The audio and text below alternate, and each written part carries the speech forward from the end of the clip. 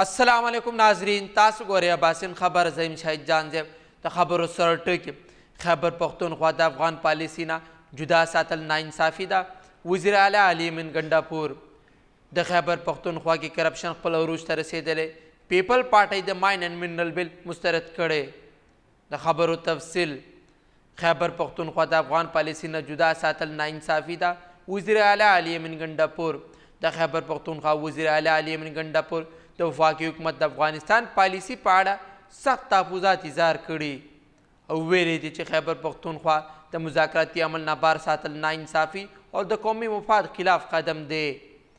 هغه زیاته کړې چې خیبر پښتونخوا نه یوازې دهشتګردۍ نه تر ټولو زیات متاثره صوبه ده بلکې د پاک افغان تعلقات برای راست فریق هم دی.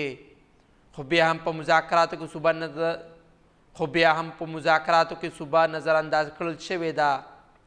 وزیر اعلی ویلي چې د خیبر پښتونخوا حکومت د مذاکراتو لپاره TOR او د قومي کچه جرګې تجویز وړاندې کړی و خو وفاقي حکومت په دې هیڅ جواب نه دی ورکړی.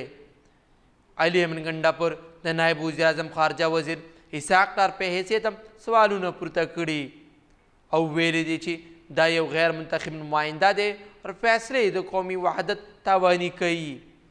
د افغان مهاجرینو په اړه وزیر اعلی ویل چې خیبر پښتونخوا د لسګونو کلونو نه د افغان مهاجرینو خدمت کړی خو اوس په غیر انساني طریقې سره هغوی چړل کیږي چې دا صورتحال نور هم خرابولی شي. هغه مطالبه کړې چې د خیبر پښتونخوا لخوا وړاندې شوی حکمت عملي او جرګه دې تسلیم کړل شي تر څو د پاک افغان تعلقاتو په ښه والي کې مثبت کردار ادا کړل شي. د خیبر پښتونخوا کې کرپشن خپل عروج ته رسېدلی پیپل پارټي د ماین اینڈ منرل بل مسترد کړی. په خیبر پښتونخوا کې کرپشن بازار ګرم دی. د ماین اینڈ منرل بل موږ نه منو.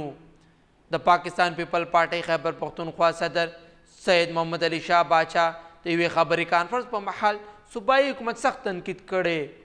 ویل چې خیبر پښتونخوا کې کرپشن زور اخیستی د امن او امان صورتحال د سخت تشویش ور دی. هغه زیاته کړه چې کال 2024 کې د دهشتګردۍ پیښو کې 40% زیاتوالی راغلی چیرته چې 344 بریدونو کې 615 سکیورټي اهلکاران شهیدان شوي او په کورم کې د فرقو ترمنځ جګړې کې 130 کسان وژل شوي. هغه انکشاف وکړ د انسداد بدواني محکمې روان کال کې 43 مقدمې درج کړي 180 کسان نامزد کړي شوي او 92 کسان په نیول شوي. په داسې حال کې دواګانو خرید کې 1.9 ارب روپۍ او د KP آیلینډ ګیس کمپنۍ کې 40 کروڑ روپو مالی بدواني مخې ته راغلي. پیپل پارټۍ مشر تور ولګاو 15,000 سرکاري ملازمین برطرف شوي د بلدیاتي ادارو 94 ارب روپۍ فنډونه بند کړل شوي کم چې د مقامي ترقیاتي کارونو لپاره تاواني ثابته شوي دي.